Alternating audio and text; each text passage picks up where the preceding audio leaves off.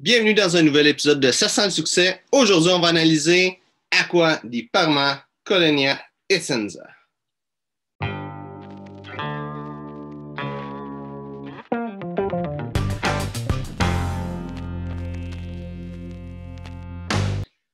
Donc, on va regarder la présentation. La bouteille, c'est la même forme que toutes les Acqua di Parma, avec qui est un genre de cylindre, cône un peu noir.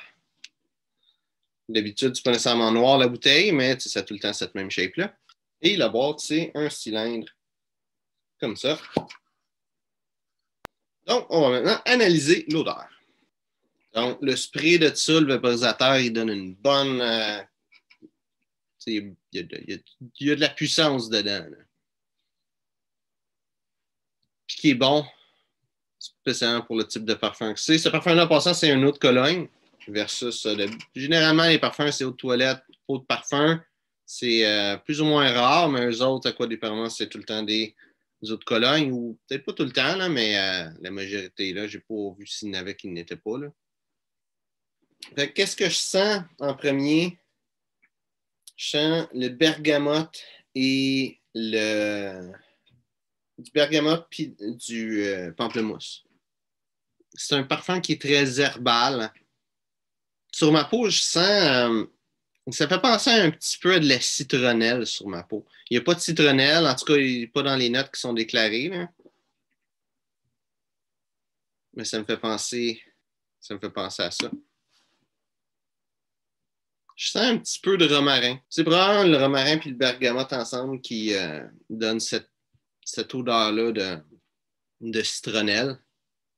Le bergamote, l'odeur est un petit peu à mi-chemin entre la lime et le citron. Puis avec le romarin, ça donne un côté plus herbal. Je sens un petit peu de clou de girofle sur le papier aussi. Qu'est-ce qui n'est pas présent sur ma peau? Sur ma peau, qu'est-ce que je sens aussi beaucoup, c'est de la mandarine. Une odeur de mandarine, puis aussi une odeur de musc qui est présente, surtout plus que le parfum va. C'est un parfum qui est très herbal, qui sent très naturel aussi. C'est pas ça que j'ai. Pour la longévité est bonne, est quand même assez basse, mais tu sais, c'est un autre Cologne. Fait que pour un autre Cologne, c'est bon.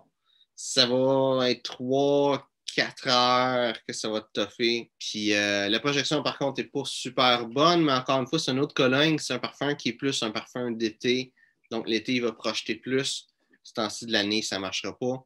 L'hiver, ce ne serait pas un bon parfum non plus. Puis pour, justement, le type de parfum que c'est, l'hiver, ça ne serait pas bon, comme j'ai dit. L'été, ça serait excellent. C'est là qu'il y aurait sa force, parce que c'est un parfum d'été, finalement. Côté business, ça pourrait être un bon parfum, mais seulement l'été. Je pense, tu sais, comme n'importe quelle catégorie que je vais nommer, d'habitude, je dis, tu sais, c'est bon dans cette catégorie-là, c'est peu importe la saison.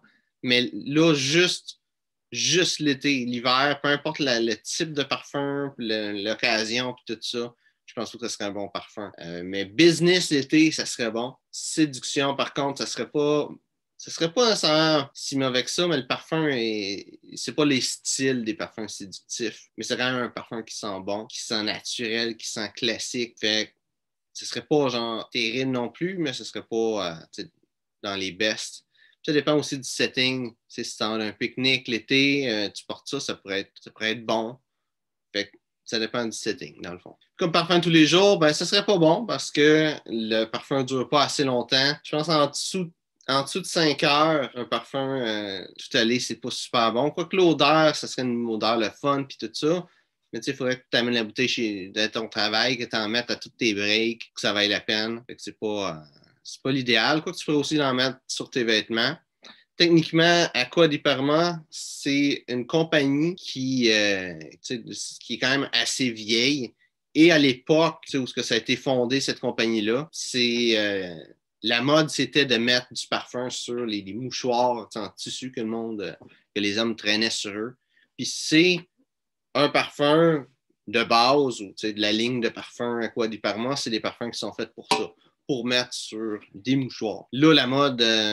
c'est même juste d'avoir un mouchoir, il y a quasiment personne qui a ça. Fait encore moins un parfum spécifiquement pour le mettre dessus. Fait De nos jours, c'est un parfum d'été ou tout allé ou peu importe là, pour porter sur notre peau, sur soi.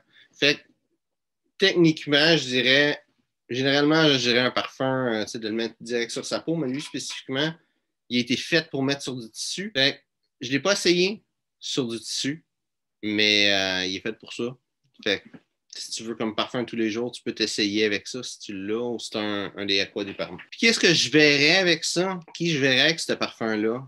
Ça serait un homme d'affaires italien. Puis je dis italien parce que c'est un parfum italien, puis c'est avec le style italien, mais c'est pas besoin d'être un Italien, là, mais je me ferme les yeux, je me fais une image de c'est qui porterait ce parfum-là, ça serait un homme d'affaires italien. Quelqu'un qui s'habille chic, peut-être quelqu'un qui travaille dans l'industrie du vêtement ou de la mode, qui a une compagnie peut-être de souliers, d'habits, quelque chose comme ça, puis qui s'habille bien, probablement parce qu'il veut bien s'habiller, puis aussi parce que c'est sa job de bien s'habiller. C'est le genre de personne que je verrais avec ce parfum-là. Donc, j'espère que tu as aimé la vidéo. Si c'est le cas, like, partage. Si tu as déjà essayé Aqua di Parma Essenza, dis-moi qu'est-ce que tu en penses. Si tu as essayé d'autres Aqua di Parma, écris ça dans les commentaires. Ça m'intéresse de savoir qu'est-ce que tu en penses. Donc, merci d'avoir regardé la vidéo et on se voit une prochaine fois.